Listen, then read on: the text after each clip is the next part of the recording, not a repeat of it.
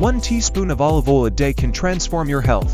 And today, I'm sharing the secret behind it. Olive oil has long been praised as a superfood, but many people don't realize how to use it effectively in their daily lives. Some believe it's only for low-heat cooking or just for dressings, but these misconceptions prevent us from unlocking its full potential. The truth is, not all olive oils are the same. Their quality depends on factors like the type of olives, region, and production process. Choosing the right one is key to maximizing its benefits.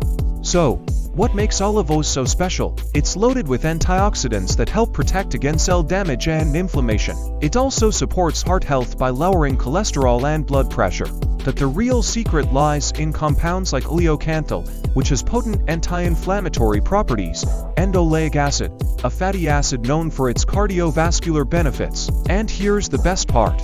You don't need large amounts to see results. Just 1 teaspoon a day can work wonders for your health. With the right olive oil, you're not just cooking, you're fueling your body with a powerful health tonic. So, start incorporating high-quality olive oil into your routine and experience the benefits yourself. Let me know your thoughts in the comments, and check out my video on the top 5 healthy cooking oils you should be using.